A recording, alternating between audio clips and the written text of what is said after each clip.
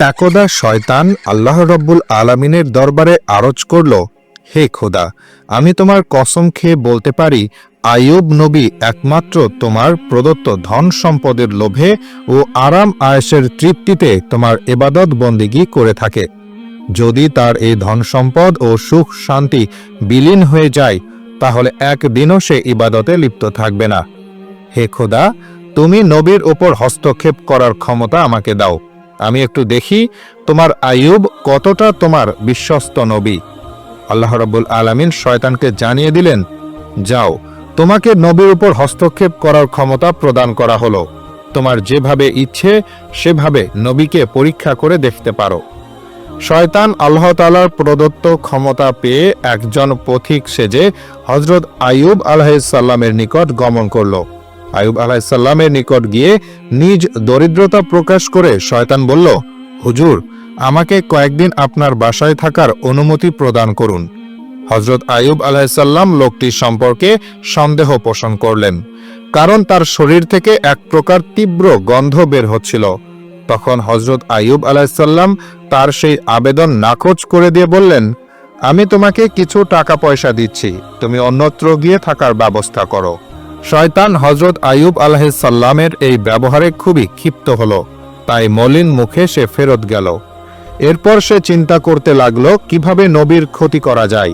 অনেক চিন্তা ভাবনা করে সে স্থির করল যে নবীর ফল বাগানে আগুন ধরিয়ে দিবে। যেই ভাবা সেই কাজ। একদিন সে নবীর ফল বাগানে গিয়ে আগুন ধরিয়ে দিল। শয়তানের লাগানো আগুনে অনেকগুলো ফল বাগান ভস্মীভূত হয়ে গেল। ফল বাগানের কর্মচারীরা দৌড়ে গিয়ে নবীর কাছে এই খবর পৌঁছালো।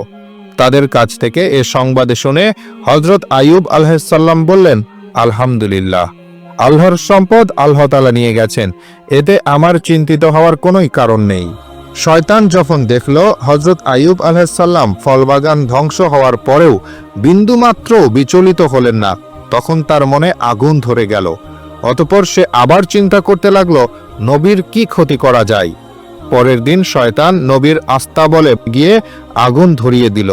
সেখানে আগুন এক ঝড়ের আকারে সমস্ত মাঠে পরিব্যাপ্ত হয়ে গেল, যাতে সমস্ত পশু মারা গেল এবং কিছু সংখ্যক রাখালও সেই আগুনে মৃত্যুবরণ করল। অন্যান্য রাখালগুলি এই খবরটি দ্রুত নবীর নিকট পৌঁছে দিল। খবর শুনে আইয়ুব আলাইহিস সালাম নামাজের নিয়তে দাঁড়িয়ে গেলেন এবং তিনি বলতে লাগলেন, আল্লাহর সম্পদ আল্লাহ তাআলা নিয়ে গেছে, এতে আমার বিচলিত হবার কিছুই নেই। শয়তান যখন দেখল এত কিছুর পরেও নবী সামান্য মাত্র বিচলিত হচ্ছে না, তখন তার মনে আরো আগুন জ্বলে উঠল। এরপর সে নবীর আরো বড় ক্ষতি করার চিন্তা করতে লাগলো।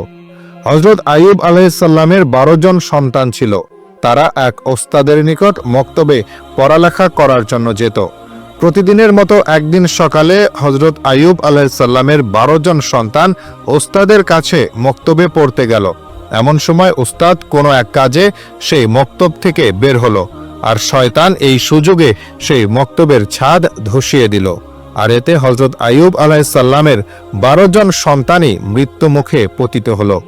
মক্তবের ওস্তাদ কাঁপতে কাঁপতে গিয়ে হযরত আইয়ুব আলাইহিস সালামকে জানালো, হে আল্লাহর নবী, আমি কোনো এক কাজে বাইরে বেরিয়েছিলাম, এর মধ্যে ইমারতের ছাদ ধসে পড়ে আপনার 12 জন সন্তানই মৃত্যুমুখে পতিত হয়েছে। ওস্তাদের মুখে এই কথা শুনে হযরত আইয়ুব আলাইহিস সালাম বললেন, সুবহানাল্লাহ, আলহামদুলিল্লাহ, লা ইলাহা ইল্লাল্লাহ, আল্লাহু আকবার। আল্লাহর সম্পদ আল্লাহই নিয়ে গেছেন, এতে আমার বিচলিত হবার কিছুই নেই। শয়তান যখন দেখল সন্তানদের মৃত্যুতে হযরত আইয়ুব আলাইহিস সালামের ঈমানে মোটেও কমতি আসলো না, তখন সে হিংসায় জ্বলে পুড়ে ছারখার হয়ে যেতে লাগলো এবং সে আরো বড় ক্ষতি করার চিন্তা ভাবনা করতে লাগলো। এদিকে হযরত আইয়ুব আলাইহিস সালামের দুশমনেরা নবীর এই পরীক্ষা দেখে খুব খুশি হলো। নবীর কর্মচারী ও চাকর বাকরেরা নবীর এই করুণ অবস্থা দেখে যে যেদিক পারল চলে গেল। নবীর বাড়ি ঘর, বাগান, আস্তাবল সবকিছু শূন্য হয়ে পড়ে রইল। এই সুযোগে শত্রুরা এসে সবকিছু লুট করতে আরম্ভ করল। বিধ্বস্ত বাড়ির সকল মালামাল তারা নিয়ে গেল। বাগানের বাকি সকল ফল ও ফসল নিয়ে তাদের মধ্যে কারাকারি আরম্ভ হলো। এক কথায় হযরত আইয়ুব আলাইহিসসালামের আরাম আয়েশ, সন্তান সন্ততি ও সমুদয় ধন সম্পদ সপ্তাহকালের মধ্যে শেষ হয়ে গেল। হযরত আইয়ুব আলাইহিসসালামের 4 জন স্ত্রী ছিল।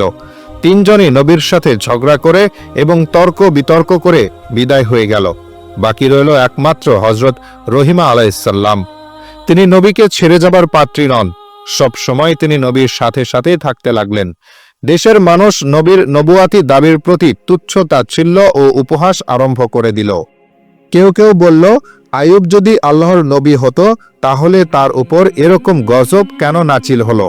সে আসলে নবী নয়, মিথ্যা নবুয়তের দাবির কারণে আল্লাহ তাআলার গজব তার উপর নাজিল হয়েছে। এদিকে নবীর ভক্তদের মধ্যেও ভাঙ্গন দেখা দিল। অবস্থা দেখে শয়তান তেমন খুশি হতে পারল না, কারণ সবকিছু শেষ হয়ে যাওয়ার পরেও হযরত আইয়ুব আলাইহিসসালামের মধ্যে কোনো পরিবর্তন আসলো না। তিনি ঘরের মধ্যে থেকে পূর্বের ন্যায় একই রকম মনোযোগের সাথে ইবাদত করে যাচ্ছিলেন। তিনি যেন তার সেই বিশাল ধ্বংসযজ্ঞের কোনো খবরই রাখেন না। কোনো রকম হাই হুতাশ বা আফসোসের চিহ্ন মাত্র তার মধ্যে পরিলক্ষিত হচ্ছিল না। নবীর ইবাদত ঘরের সম্মুখ দিয়ে লোকজন যাতায়াতকালে বলতে লাগলো, হে আইয়ুব, তুমি নবুয়তের দাবি করে সমূলে ধ্বংস হয়ে গেলে। এর চাইতে নবুয়তের দাবি পরিত্যাগ করা তোমার জন্য মঙ্গলজনক ছিল। যেমন আমরা নবীও নই, গজবেও পতিত হইনি। এছাড়াও লোকেরা নানা ধরনের তুচ্ছ তাচ্ছিল্যমূলক কথা হযরত আইয়ুব আলাইহিসসালামকে লক্ষ্য করে বলতে লাগলো। হযরত আইয়ুব আলাইহিসসালাম এই সমস্ত কথার প্রতি আদৌ ভ্রুক্ষেপ করলেন না। তিনি পূর্বে যতটুকু সময় মানুষের সঙ্গে মেলামেশা করে কাটাতেন তাও সম্পূর্ণরূপে বন্ধ করে দিলেন। এসব দৃশ্য দেখে শয়তান আর বসে থাকতে পারল না। সে চিন্তা করতে লাগলো কিভাবে নবীর আরো গুরুতর ক্ষতি করা যায়। চিন্তা করতে করতে সে একটি ষড়যন্ত্র আঁটল। ষড়যন্ত্র মাফিক সে নবীর সাক্ষাৎ প্রার্থী হয়ে তার নিকট পৌঁছালো এবং নবীর কাছে গিয়ে বলল, হুজুর, আমি আপনার একজন ভক্ত, আপনার কাছে আমার কিছু আরজি ছিল। এই বলে সে নবীর কাছে কাছে কথা বলার ভান করে গেল এবং তার মুখটি নবীর কানের কাছে নিয়ে 2 কানে 2টি ফুঁক দিয়ে বিদায় হয়ে গেল। পরের দিন নবীর শরীরে ফোস্কার মতো এক প্রকার ফোঁড়া উঠে ভরে গেল। তিনি খুব অসুস্থ হয়ে পড়লেন। ইবাদত বন্দেগীতে কিছুটা বিঘ্ন সৃষ্টি হলো। স্ত্রী রহিমা তার সেবা যত্ন আরম্ভ করে দিলেন। আস্তে আস্তে ফোঁড়াগুলো বড় হয়ে ক্ষতের সৃষ্টি করল। দীর্ঘদিন এই অবস্থায় কাটানোর পরে নবীর শরীরের মাংসের মধ্যে এক প্রকার কীটের দেখা দিল। আরো কয়েকদিন অতিবাহিত হবার পরে নতুন আরো 2 রকমের পোকার সৃষ্টি হলো। এই পোকাগুলো নবীর শরীরের মাংস ও রক্ত খেতে আরম্ভ করলো। অন্যদিকে নবীর স্ত্রীর জমা করা টাকা পয়সা সবকিছু শেষ হয়ে গেল। তাদের দারুণভাবে খাদ্য অভাব দেখা দিল। শুধু পানি পান করে নবী ও তার স্ত্রী রহিমা কয়েকদিন অতিবাহিত করলেন। তারপরে আর ধৈর্য ধারণ করতে পারলেন না। তখন হযরত রহিমা আইয়ুব আলাইহিসসালামের নিকট গিয়ে আরজ করলেন, হে আল্লাহর নবী, এখন আমাদের কাছে আর কিছুই নেই। অতএব গ্রামে গিয়ে মানুষের বাসায় কাজ করে উপার্জন করা ছাড়া আমাদের কাছে আর কোনো পথ নেই। আপনি যদি আমাকে অনুমতি দিতেন তাহলে আমি গ্রামে গিয়ে মানুষের বাসায় কাজ করে হালাল রুজি উপার্জন করতে পারতাম, আর তা দিয়েই আমাদের আহারের ব্যবস্থা করতে পারতাম। হযরত আইয়ুব আলাইহিসসালাম স্ত্রী রহিমার মুখে এই সকল কথা শুনে অনেকক্ষণ কাঁদলেন। তারপরে তিনি বললেন, রহিমা, তোমাকে কষ্ট দেওয়ার কোনো মানসিকতাই আমার ছিল না, কিন্তু আমি অত্যন্ত অসুস্থ হয়ে পড়েছি, তাই বাধ্য হয়েই তোমাকে অনুমতি দিতে হচ্ছে। তুমি যাও, মানুষের বাসায় গিয়ে কাজ করো, তারপরেও তো কিছু হালাল রুজি উপার্জন করা যাবে। নবীর অনুমতি পেয়ে বিবি রহিমা মানুষের বাসায় কাজ করতে আরম্ভ করে দিলেন।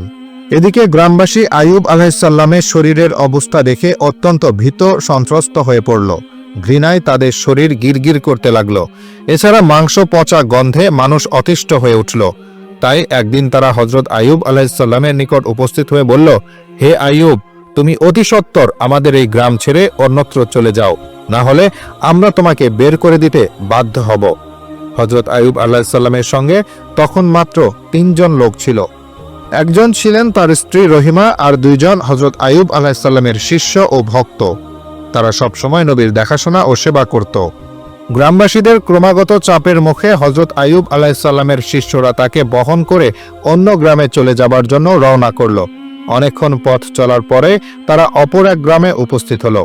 সেই গ্রামের লোকেরা হযরত আইয়ুব আলাইহিসসালামের শরীরের অবস্থা দেখে বলল, তোমরা এখনই একে নিয়ে অন্যত্র চলে যাও, না হলে আমরা তোমাদেরকে মেরে এখান থেকে তাড়িয়ে দিব। এভাবে শিষ্যরা 7টি গ্রামে হযরত আইয়ুব আলাইহিসসালামকে নিয়ে ঘুরল, কিন্তু কোনো গ্রামের লোকই হযরত আইয়ুব আলাইহিসসালামকে আশ্রয় দিল না। তখন শিষ্যরা বিরক্ত হয়ে গেল এবং রাস্তার পাশে ময়লা ও আবর্জনা ফেলার এক স্থানে গাছের ছায়ায় হযরত আইয়ুব আলাইহিসসালামকে রেখে বিদায় গ্রহণ করল। বিদায়ের প্রাক্কালে তারা বলাবলি করতে লাগল, হযরত আইয়ুব আল্লাহর নবী হওয়ার সত্ত্বেও তার উপর এ ধরনের মুসিবত কেন আসলো?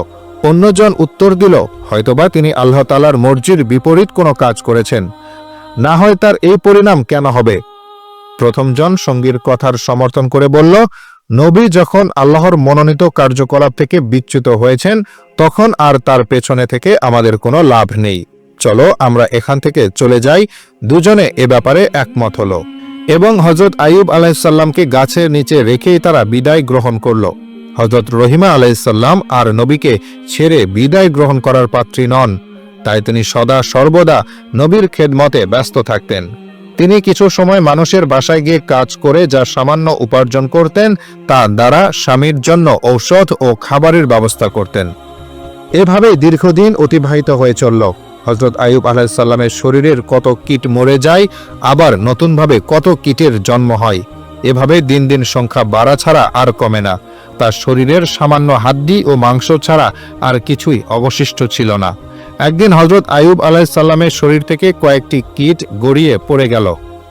তখন হযরত আইয়ুব আলাইহিসসালাম তার স্ত্রী রহিমাকে ডেকে বললেন, রহিমা, মানুষ মাটির তৈরি। মানুষ মৃত্যুবরণ করার পরে তার শরীরের হাড় মাংস পুনরায় মাটিতে পরিণত হবে। মাঝখানে আল্লাহর কিছু পোকা যদি এই মাংস ও রক্ত খেয়ে কিছুটা তৃপ্তি লাভ করতে পারে, তাতে আপত্তি কিসের? এতে অন্তত ওদেরকে খাবার দানের পূর্ণতা পাওয়া যাবে। অতএব যে কীটগুলি গড়িয়ে মাটিতে পড়ে গেছে, সেগুলোকে উঠিয়ে পুনরায় আমার শরীরের সঙ্গে লাগিয়ে দাও। হযরত রহিমা আলাইহিসসালাম স্বামীর আদেশ অনুসারে গড়িয়ে পড়া কীটগুলোকে পুনরায় উঠিয়ে তার শরীরের সঙ্গে লাগিয়ে দিলেন। একদিন হযরত রহিমা আলাইহিসসালাম গ্রামে গিয়ে কোনো কাজ পেলেন না। তখন তিনি খুবই দুশ্চিন্তাগ্রস্ত হয়ে পড়লেন। তিনি আজ স্বামীকে কিভাবে খেতে দিবেন? কাজের জন্য তিনি হন্য হয়ে সারা গ্রামে ছুটে বেড়াতে লাগলেন, কিন্তু তিনি কোথাও কোনো কাজ পেলেন না। অবশেষে তিনি একজন মহিলার কাছে গিয়ে বললেন, হে মহিয়সী নারী, আপনি আমাকে আজকের জন্য কিছু অর্থ ধার দিন। আমি আগামী দিন এই অর্থ আপনাকে পরিশোধ করে দেব। আমার স্বামী অত্যন্ত রোগাগ্রস্ত, আমি আজকে কোনো কাজের ব্যবস্থা করতে পারিনি। আপনি যদি আমাকে কিছু অর্থ ধার দিতেন, তাহলে সে অর্থ দ্বারা আমি আমার স্বামীর জন্য ঔষধ ও খাবার নিয়ে যেতে পারতাম, আর না হলে আমার স্বামীকে না খেয়ে থাকতে হবে। আপনি আমার প্রতি একটু দয়া করুন। মহিলা হযরত রহিমা আলাইহিসসালামের কথা শুনে বলল, আমি কাউকে টাকা ধার দেই না। জীবনে অনেক মানুষকে টাকা ধার দিয়েছি, কিন্তু তারা কেউ আজ পর্যন্ত আমার টাকা ফেরত দেয়নি। অতএব তোমার এই ভাওতাবাজি অভিনয় বাদ দিয়ে সোজা বাড়ির পথ দেখো। আমি কোনো টাকা তোমাকে ধার দিতে পারবো না। হযরত রহিমা আলাইহিসসালাম বললেন, তবে আমাকে কিছু কাজ দিন, সেই কাজের বিনিময়ে না হলে আমাকে টাকা দিবেন? মহিলা বলল, আমার কাছে কোনো কাজবাজ নেই, তবে আমি তোমাকে এক শর্তের বিনিময়ে টাকা দিতে পারি। তোমার মাথার চুলগুলো আমার খুব পছন্দ হয়েছে। তুমি যদি তোমার মাথার চুলগুলো কেটে আমাকে দিয়ে দাও, সেই চুলগুলোর বিনিময়ে আমি তোমাকে কিছু টাকা দিতে পারি। হযরত রহিমা আলাইহিসসালাম বললেন, হে মহিয়সী, আমার স্বামী অত্যন্ত রোগাগ্রস্ত, তার সমস্ত শরীর পোকায় খেয়ে ফেলেছে। তিনি কোনো কঠিন জিনিস স্পর্শ করতে পারেন না। তিনি যখন বিছানা থেকে ওঠেন, তখন আমার মাথার চুল ধরে বিছানা থেকে ওঠেন। আমি যদি এই মাথার চুলগুলো কেটে আপনাকে দিয়ে দিই, তাহলে আমার স্বামী কি ধরে বিছানা থেকে উঠবেন? তখন সেই মহিলা বলল, ঠিক আছে, তাহলে তুমি তোমার মাথার অর্ধেকটা চুল কেটে দিয়ে যাও, আমি সেই অর্ধেক চুলের বিনিময়ে তোমাকে টাকা দিব। হযরত রহিমা আলাইহিসসালাম চতুর্দিকে নিরুপায় হয়ে শেষ পর্যন্ত মহিলার প্রস্তাবে রাজি হয়ে গেলেন এবং তার মাথার অর্ধেক চুল কেটে তাকে দিয়ে দিলেন এবং তার বিনিময়ে কিছু অর্থ গ্রহণ করে সেই অর্থ দ্বারা স্বামীর জন্য আহার ও ঔষধ ক্রয় করে বাড়ির পথে রওনা করলেন।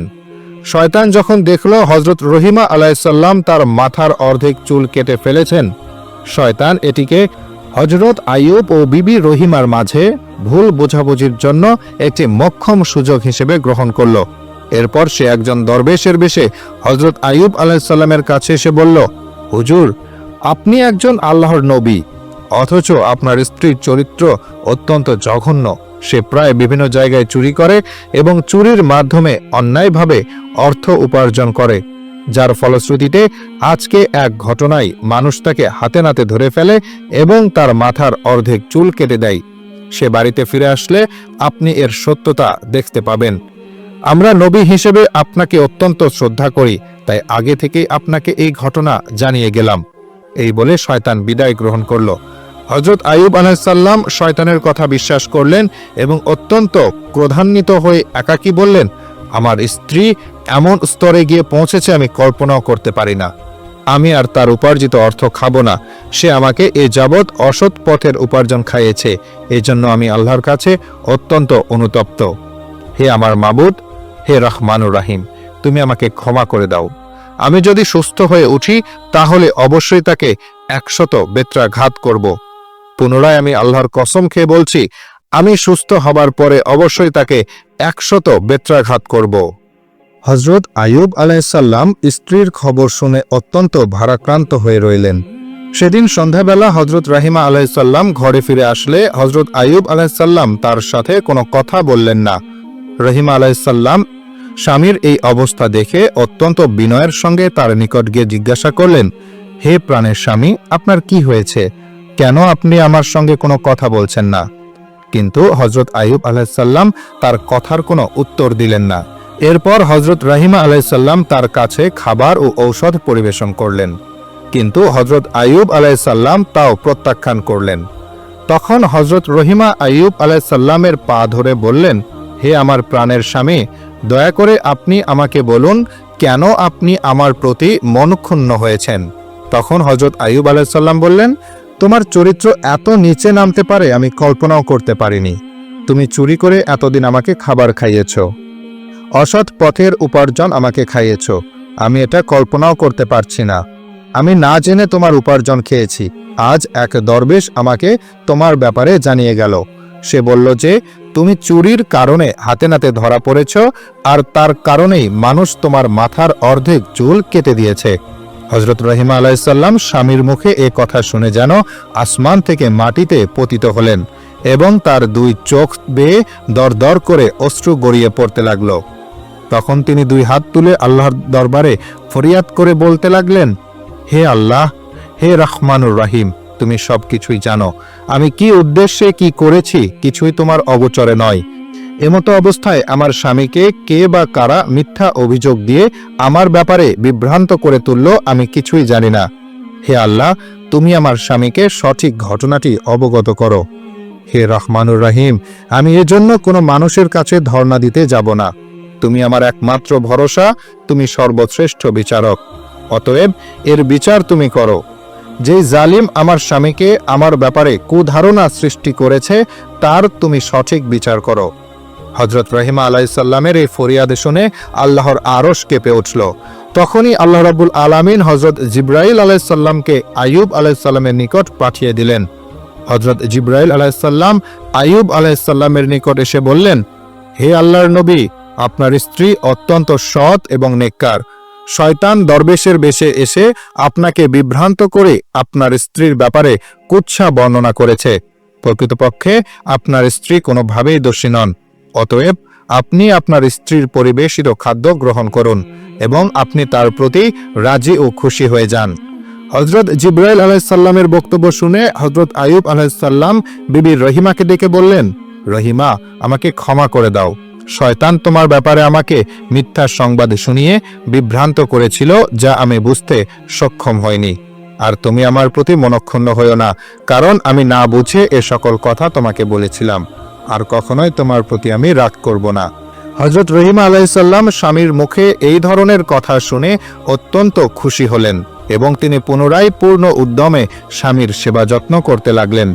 প্রতিদিন নিয়মিত শ্রমের বিনিময়ে কিছু অর্থ উপার্জন করে জীবিকার ব্যবস্থা করেন। শয়তান যখন নবীকে হযরত রহিমা আলাইহিসসালাম সম্পর্কে অভিযোগ করে কোনো সুফল পেল না। তখন সে একজন বৃদ্ধ মানুষের সুরত ধরে একদিন হযরত রহিমা আলাইহিসসালামকে পথিমধ্যে জিজ্ঞাসা করল, কি মা, তোমাকে এমন দুরবস্থাগ্রস্ত দেখাচ্ছে কেন? হযরত রহিমা উত্তর দিলেন, আমার স্বামী খুবই অসুস্থ, তার শরীরে ঘা হয়েছে, তাতে পোকা জন্মেছে, তার শরীরের রক্ত মাংস পোকায় খেয়ে বের করে দিয়েছে, তাই আমি তাকে নিয়ে দিবারাত্র খুবই চিন্তাগ্রস্ত থাকি। এ কথা শুনে বৃদ্ধ বলল, আমি এই ঘা ও এই ক্ষতের একটি অমক ওষুধের কথা তোমাকে বলে দিতে পারি। যদি তুমি তোমার স্বামীকে না জানিয়ে এটা ব্যবহার করতে পারো, তাহলে একদিনের মধ্যেই এই রোগ থেকে সে মুক্তি লাভ করতে সক্ষম হবে। রহিমা বললেন, হুজুর, দয়া করে আমাকে ওষুধের নামটি বলে দিন, আমি এটা ব্যবহারের চেষ্টা করব। তখন বৃদ্ধা বলল, এই ঔষধ সম্পর্কে যদি তোমার স্বামীকে পূর্বেই অবগত করে দাও, তাহলে সে এই ঔষধ ব্যবহার করতে অস্বীকার করতে পারে। অতএব তুমি যদি তাকে না জানিয়ে ব্যবহার করতে পারো, তাহলে অবশ্যই সে আরোগ্য লাভ করবে। অতঃপর বৃদ্ধ রহিমাকে জিজ্ঞাসা করল, মা, তোমার স্বামীর নাম কি? বিবি রহিমা বললেন, আমার স্বামীর নাম হযরত আইয়ুব। তিনি আল্লাহ তাআলার একজন নবী। প্রথম জীবনে তিনি খুব সম্পদশালী ছিলেন। পরবর্তীতে আল্লাহ রাব্বুল আলামিন তাকে বিভিন্ন বালা মুসিবত দ্বারা পরীক্ষায় ফেলেছেন। এখন তিনি কঠিন রোগে আক্রান্ত। বৃদ্ধ শয়তান রহিমার কথা শুনে বলল, তাকে যখন গ্রামের মানুষেরা গ্রাম থেকে বের করে দিয়েছিল, তখন আমি তাকে একবার দেখেছিলাম। তার জন্য আমার কাছে উপযুক্ত ঔষধ আছে। বিবি রহিমা বললেন, হুজুর, দয়া করে তাহলে আমাকে সেই ঔষধটি প্রদান করুন। তুমি এখানে একটু অপেক্ষা করো, আমি ঔষধ এনে এখনই তোমাকে দিচ্ছি। এই বলে বৃদ্ধ শয়তান চলে গেল। বিবি রহিমা সেখানে বৃদ্ধের অপেক্ষায় দাঁড়িয়ে রইলেন। কিছু সময় পরে বৃদ্ধ এক বোতল পানি জাতীয় ঔষধ এবং মাংস জাতীয় এক প্রকার ঔষধ নিয়ে হাজির হলো। বৃদ্ধ রহিমার হাতে বোতল তুলে দিয়ে বলল, এই ঔষধ তার শরীরে লাগাবে এবং মাংস জাতীয় ঔষধ দিয়ে বলল, এটা ভুনা করে তাকে খেতে দিবে। দেখবে আগামী দিনের মধ্যে তার শরীর অর্ধেক সুস্থ হয়ে গেছে। পরের দিন এভাবে লাগালে 2 দিনের মধ্যেই তিনি আরোগ্য লাভ করবেন। হযরত আইয়ুব আলাইহিসসালাম আল্লাহর নবী, আমাদের প্রিয় প্রদর্শক। তার প্রতি আমাদের প্রাণের গভীর আকর্ষণ রয়েছে। অতএব তার সামান্য উপকার করতে পারলেই নিজেকে ধন্য মনে করব। আমি তার একজন কঠিন ভক্ত, কিন্তু শত্রুদের সতর্ক বিরোধিতার কারণে আমি তার কোনো খোঁজখবর নিতে পারিনি। তবে আগামীতে আমি সরাসরি তার নিকট দেখা করব। এই ধরনের লম্বা বক্তব্য দিয়ে শয়তান বিবি রহিমার আস্থা অর্জন করে সেখান থেকে বিদায় গ্রহণ করল। বিবি রহিমা ঔষধ নিয়ে নবীর কাছে পৌঁছালেন। প্রথমে তার আহারাদি সম্পন্ন করালেন। এরপরে তিনি অনেক চিন্তা ভাবনা করতে লাগলেন, কিন্তু শেষ পর্যন্ত নবীকে না জানিয়ে সেই ঔষধ ব্যবহার করতে সাহস পেলেন না। তাই তিনি নবীর কাছে গিয়ে বললেন, হে আল্লাহর নবী, আজ এক বৃদ্ধ পথিমধ্যে আমাকে এক প্রকার ঔষধ দিয়েছেন এবং তিনি বলেছেন, এই ঔষধ নিয়মিত 2 দিন ব্যবহার করলেই আপনি পরিপূর্ণ আরোগ্য লাভ করবেন। হযরত আইয়ুব আলাইহিসসালাম বিবি রহিমার কথা শুনে বললেন, হে রহিমা, তুমি কি মনে করো আমার এই রোগ ঔষধে আরোগ্য লাভ করার মতো? এটা আল্লাহ রাব্বুল আলামিন আমাকে দিয়েছেন এবং তিনি এই রোগ সারিয়ে তুলবেন। কোনো ঔষধে এই রোগ সারবে না। হযরত রহিমা আলাইহিসসালাম স্বামীর কথা শুনে বললেন, যিনি এই ঔষধ দিয়েছেন তিনি একজন মুসলমান, তিনি আপনার ভক্ত অনুরক্ত, তাই তার ঔষধের ব্যাপারে আমার কোনো সন্দেহ নেই। এখন আপনার মর্জির উপর নির্ভরশীল। হযরত আইয়ুব আলাইহিসসালাম বললেন, আপাতত তুমি ঔষধটা রেখে দাও। আল্লাহ তাআলার পক্ষ থেকে এই ব্যাপারে কোনো সংবাদ না পেলে আমি এই ঔষধ ব্যবহার করতে পারি না। হযরত রহিমা আলাইহিসসালাম নবীর আদেশ পেয়ে নবীর বিছানার কাছেই সেই ঔষধ রেখে দিলেন। পরের দিন সকালে হযরত আইয়ুব আলাইহিসসালাম বিবি রহিমাকে ডেকে বললেন, রহিমা, আমি অসুস্থ হবার পর থেকে প্রতি রাতে 2 বার আল্লাহ রাব্বুল আলামিনের তাজাল্লি দর্শন করতাম এবং সেই তাজাল্লি দর্শন করতে মনে অশেষ তৃপ্তি লাভ করতাম, কিন্তু আজকের রাত্রে আমি সেই তাজাল্লি আরো দর্শন করতে সক্ষম হইনি, কিন্তু এর কারণ কি তা বুঝতে পারলাম না। রহিমা বললেন, হে প্রাণের স্বামী, আপনি একজন আল্লাহর নবী, এর উপযুক্ত কারণ হয়তো আপনার কাছেই জানা আছে। আমি একজন সাধারণ আল্লাহর বান্দি, আমি কি করে জানবো এর উপযুক্ত কারণ কি? এরপর হযরত আইয়ুব আলাইহিসসালাম খুবই দুশ্চিন্তাগ্রস্ত হয়ে পড়লেন। এভাবে এক এক করে 3 দিন কেটে গেল। তিনি আল্লাহ রাব্বুল আলামিনের তাজাল্লির দর্শন করতে সক্ষম হলেন না। অবশেষে তিনি 2 হাত তুলে আল্লাহর দরবারে কেঁদে কেঁদে তাজাল্লি দর্শন লাভের জন্য ফরিয়াদ জানাতে লাগলেন। হে আল্লাহ রাব্বুল আলামিন, আমি জানি না কি ভুলের কারণে আমি আপনার তাজাল্লি দর্শন লাভ করতে আমি সক্ষম হচ্ছি না। আমি যদি কোনো ভুল করে থাকি তাহলে আমার ভুলগুলোকে মার্জনা করুন, আর দয়া করে আপনার তাজাল্লির দর্শন থেকে আমাকে বঞ্চিত করবেন না। হযরত আইয়ুব আলাইহিসসালামের এরূপ দোয়ার পরে হযরত জিবরাইল আলাইহিসসালাম এসে তাকে জানালেন, হে আল্লাহর নবী, আপনার বিছানার পাশে শরাবের বোতল ও শূকরের মাংস রাখা আছে। এই সকল হারাম জিনিস আপনার বিছানার পাশে রেখে আপনি কিভাবে আল্লাহর তাজাল্লি দর্শনের আশা করতে পারেন? আপনি যদি পুনরায় আল্লাহর তাজাল্লি দর্শন লাভ করতে চান তাহলে অবশ্যই এই জিনিসগুলো এখনই আপনার বিছানার পাশ থেকে অপসারণ করুন। গভীর রজনীতে হযরত আইয়ুব আলাইহিসসালাম বিবি রহিমাকে ডেকে বললেন, হে রহিমা, আমার বিছানার কাছে কোথায় শরাব ও শূকরের মাংস আছে দেখো, অতি সত্বর সেগুলোকে অপসারণ করো। ওই বস্তুগুলো এখানে থাকার কারণে আমি আল্লাহর তাজাল্লি দর্শনে ব্যর্থ হচ্ছি। বিবি রহিমা নিদ্রা হতে জাগরিত হয়ে চতুর্দিকে ভালো করে খোঁজাখুঁজি করলেন, কিন্তু তিনি কোথাও শরাব ও শূকরের মাংস পেলেন না। তখন হযরত আইয়ুব আলাইহিসসালাম তাকে বললেন, তোমার আনা সেই ওষুধগুলো কোথায়? বিবি রহিমা বললেন, সেগুলো এখানে আছে, আপনার বিছানার পাশেই। নবী বললেন, সেগুলোকে এখান থেকে সরিয়ে ফেলো, আমার মনে হয় ওইগুলোই শরাব এবং শূকরের মাংস। নবীর আদেশ পেয়ে বিবি রহিমা তখন সে ওষুধগুলোকে দূরে সরিয়ে রাখলেন। তারপরে হযরত আইয়ুব আলাইহিসসালাম আবার ধ্যানমগ্ন হলেন। যখন রজনী শেষের দিকে আসলো তখন আইয়ুব আলাইহিসসালাম চিৎকার দিয়ে বলে উঠলেন, হে রহিমা, এবার আমি আল্লাহর তাজাল্লি দর্শন লাভ করতে সক্ষম হচ্ছি। রহিমা, ভেবে দেখো, তাহলে ওই ঔষধগুলো ছিল শরাব এবং শূকরের মাংস।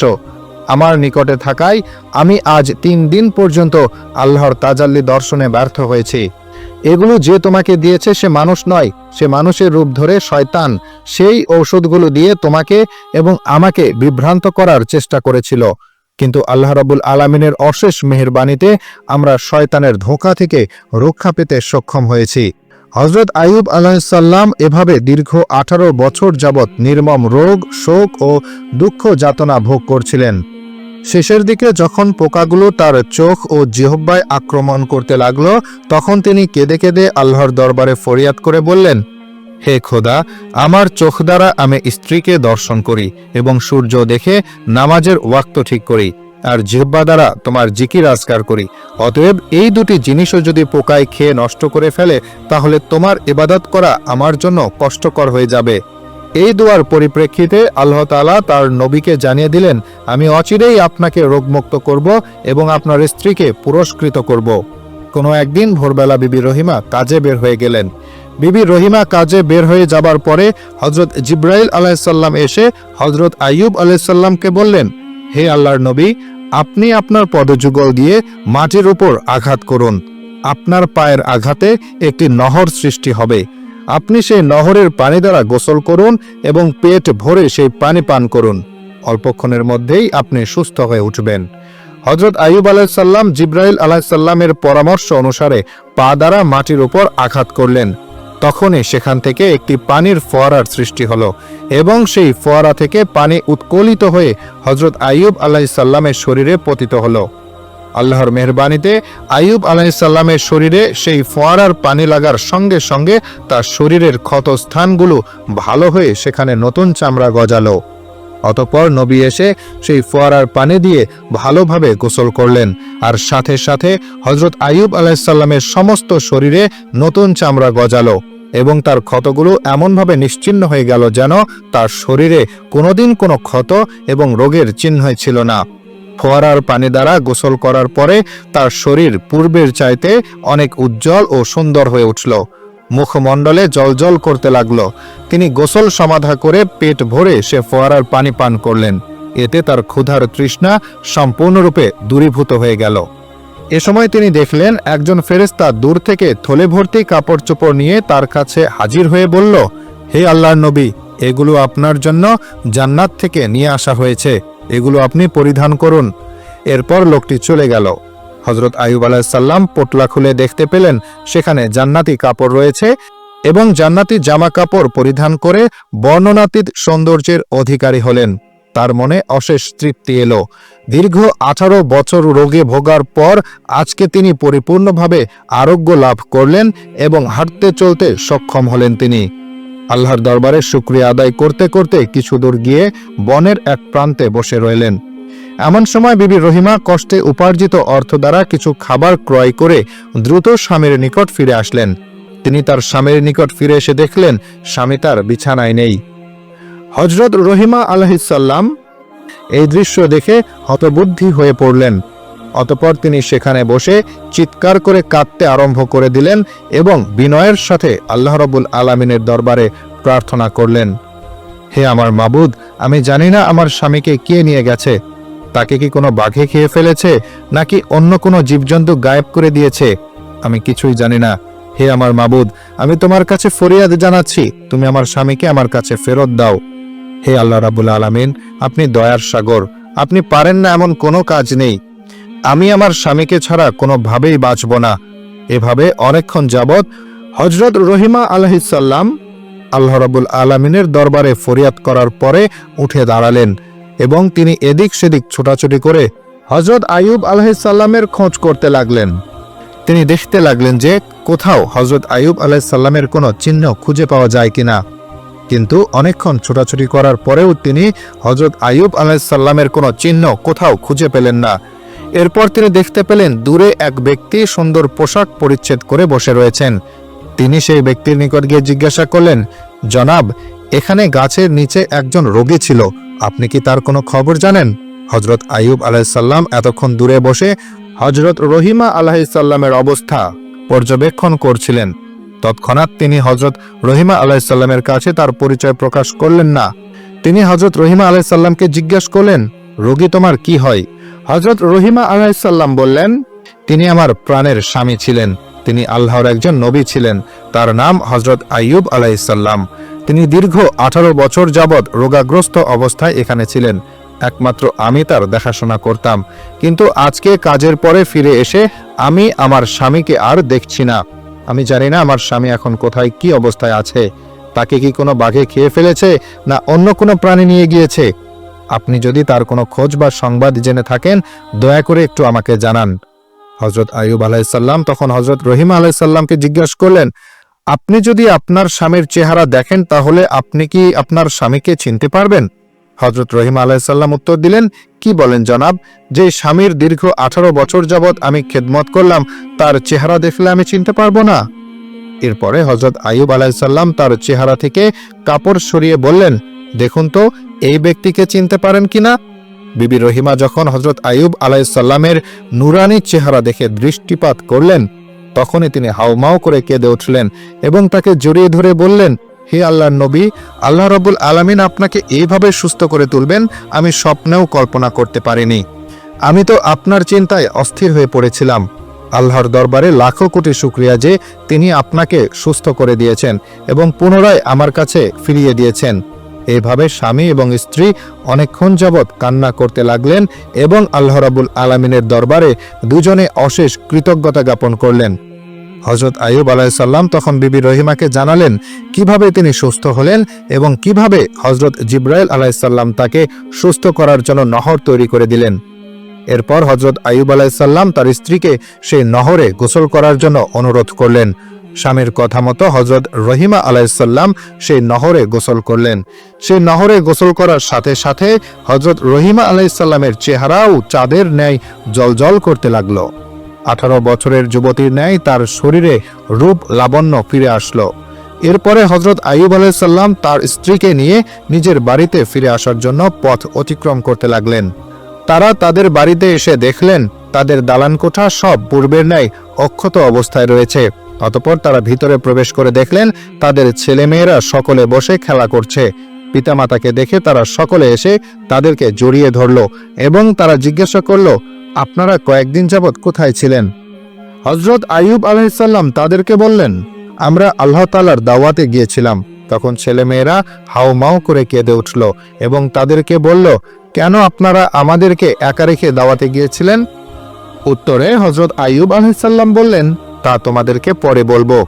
ওদিকে মাঠ থেকে পুনরায় খাদেমগণ এসে বলল, হে আল্লাহর নবী, আপনার পশু পাখি ও বাগ বাগিচার যা ধ্বংস হয়েছিল আজকে তা আবার পুনরায় আমরা আগের অবস্থায় ফিরে পেয়েছি। এগুলো কিভাবে সব আগের অবস্থায় ফিরে আসলো আমরা কিছুই জানি না। কিছুক্ষণ পরে কয়েকজন খাদেম এসে বলল, হুজুর, আপনার ধন দৌলত আসবাবপত্র মানুষ যা লুট করে নিয়েছিল তার সম্পূর্ণ আমরা ফিরে পেয়েছি। সমস্ত মালপত্র আমাদের এই প্রাসাদের কয়েকটি কক্ষে রক্ষিত আছে। হযরত আইয়ুব আলাইহিসসালাম এর আরও কয়েকজন পুরাতন খাদেম এসে তার বন্ধুবান্ধব ও উম্মতগণের আগমন ও খোঁজখবর নেওয়ার কথা নবীকে জানালেন। নবী এই সকল খবর শুনে পুনরায় আল্লাহ রাব্বুল আলামিনের ইবাদতে মশগুল হলেন। এদিকে হযরত জিবরাইল আলাইহিসসালাম নবীকে এসে জানালেন, হে আল্লাহর নবী, আপনি রোগাগ্রস্ত অবস্থায় রহিমার চুল কাটার ঘটনা শুনে ক্রোধান্বিত হয়ে কসম করেছিলেন যে তাকে 100 বেত্রাঘাত করবেন। সেক্ষেত্রে আপনি যে ঘটনার জন্য কসম করেছিলেন তা মিথ্যা বলে প্রমাণিত হয়েছে বটে, কিন্তু আপনার কসমের শর্ত বাতিল হয়নি। অতএব আপনি 100 গমের শীষ একত্রিত করে বিবি রহিমার শরীরে একবার মৃদু আঘাত করুন। তাতে আপনার কসমের শর্ত পূরণ হয়ে যাবে এবং হযরত রহিমা আলাইহিসসালামেরও কোনো কষ্ট হবে না। হযরত জিবরাইল আলাইহিসসালামের পরামর্শ অনুসারে তখন হযরত আইয়ুব আলাইহিসসালাম 100 শুকনা গমের শীষ একত্রিত করে বিবি রহিমার শরীরে একবার মৃদু আঘাত করলেন। এতে নবীর কসমও পূরণ হয়ে গেল এবং রহিমারও কোনো কষ্ট হলো না। প্রিয় দর্শক, শয়তান হযরত আইয়ুব আলাইহিসসালামকে অসংখ্যবার চ্যালেঞ্জ করেছিল, কিন্তু হযরত আইয়ুব আলাইহিসসালামকে সে কোনোভাবেই বিভ্রান্ত করে পথভ্রষ্ট করতে পারেনি। আমরাও যদি হযরত আইয়ুব আলাইহিসসালামের মতো আল্লাহ রাব্বুল আলামিনের পথে ধৈর্য ধারণ করতে পারি, তাহলে কখনোই শয়তান আমাদেরকে পথভ্রষ্ট করতে পারবে না। আল্লাহ রাব্বুল আলামিন আমাদেরকে হযরত আইয়ুব আলাইহিসসালামের জীবনী থেকে পরিপূর্ণ শিক্ষা লাভের তৌফিক দান করুন। আমিন।